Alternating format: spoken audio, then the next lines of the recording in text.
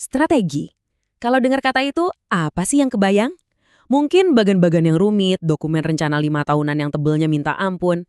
Tapi, gimana kalau pendekatan kayak gitu tuh justru salah? Nah, dalam pembahasan kali ini, kita akan bedah ide klasik dari Kenichi Omai.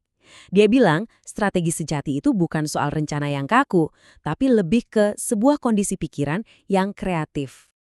Wah, kutipan ini nusuk banget ya. Ini langsung ke jantung masalah yang dilihat Omai di banyak perusahaan. Dia menyebutnya kelumpuhan analisis atau analysis paralysis. Jadi, banyak banget perusahaan yang saking sibuknya sama proses perencanaannya, sampai-sampai mereka lupa caranya berpikir strategis. Dan disinilah masalahnya. Perusahaan itu kayak tersesat di hutan data.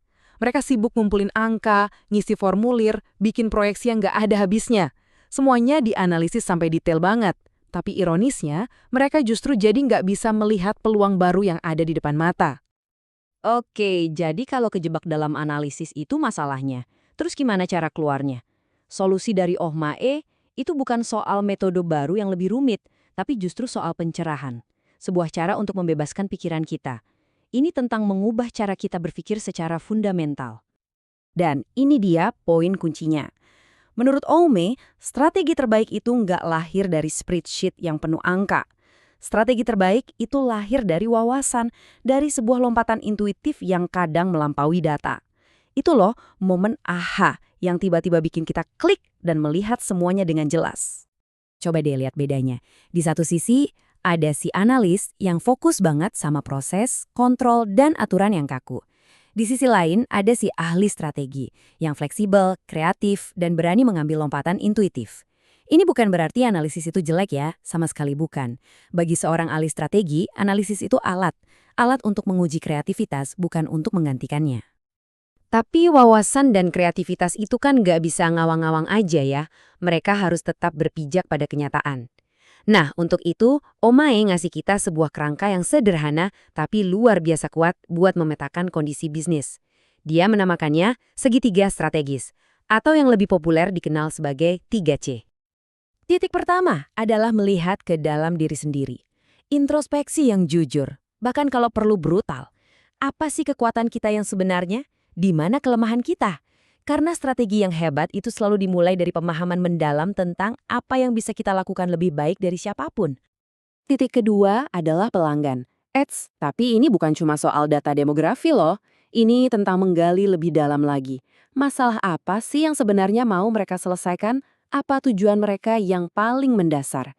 Seringkali, apa yang mereka bilang mereka inginkan itu beda loh sama yang sebetulnya mereka butuhkan. Dan titik ketiga tentu saja adalah pesaing. Kita harus realistis melihat kekuatan dan kelemahan mereka kalau dibandingin sama kita. Mereka jagonya di mana, celah mereka di mana. Karena pada akhirnya, kita kan nggak bisa bikin strategi di ruang hampa. Nah, seni dari strategi sejati itu adalah merangkai ketiga C ini. Tujuannya apa? Untuk menemukan titik temu yang pas banget. Titik di mana kekuatan ulik kita bisa menjawab kebutuhan pelanggan dengan cara yang nggak bisa ditiru oleh pesaing. Itulah resep Jitu untuk keunggulan kompetitif yang awet. Oke, setelah kita paham soal pola pikir dan kerangka 3C, gimana cara menerapkannya? Ome nggak berhenti di teori aja kok. Dia ngasih kita 4 jalur konkret yang bisa kita pakai untuk menciptakan keunggulan strategis. Anggap aja ini semacam daftar periksa mental buat memancing ide-ide strategis. Anda bisa fokus di satu area kunci, bisa manfaatin keunggulan unik yang nggak dipunya pesaing, atau mungkin melakukan sesuatu yang benar-benar baru dan berani, atau menemukan cara-cara inovatif untuk melayani pelanggan. Intinya tuh ada di kutipan ini. Strategi itu bukan soal adu kuat atau perang harga di medan yang sama. Strategi itu soal jadi beda, jadi lebih cerdas. Ini tentang mengubah aturan main supaya menguntungkan kita. Dari semua kerangka kerja yang ada, Omai percaya kalau alat terkuat seorang ahli strategi itu justru yang paling sederhana. Sebuah alat yang bisa dipakai siapa saja, kapan saja, untuk menantang keadaan yang ada sekarang. Coba bayangin deh, Anda lagi di situasi di mana semua orang melakukan hal yang sama dan rasanya nggak ada kemajuan. Buntu. Gimana caranya menciptakan terobosan? Jawabannya ternyata sangat sederhana. Jawabannya sesimpel ini, terus-terusan bertanya, mengapa? Ya, teknik 5 mengapa yang legendaris ini memaksa kita untuk nggak berhenti di permukaan aja. Kita terus menggali, melewati gejala-gejalanya sampai kita menemukan akar masalah atau asumsi tersembunyi yang sebenarnya. Nah, disinilah inovasi itu lahir. Para ahli strategi sejati itu mempertanyakan hal-hal yang dianggap, ya emang udah dari sananya begitu. Pertanyaan seperti, kenapa sih foto harus punya negatif? Akhirnya melahirkan Polaroid. Kenapa selimut listrik nggak bisa dipakai tidur? Menciptakan produk yang lebih aman.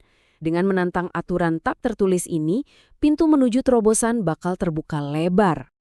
Dan kita akhiri dengan pertanyaan ini untuk Anda. Coba deh pikirkan industri Anda, pekerjaan Anda, atau proyek Anda saat ini. Apa aturan yang semua orang ikuti begitu saja tanpa bertanya? Mungkin tantangan terhadap asumsi itulah yang akan menjadi sumber wawasan strategis Anda berikutnya.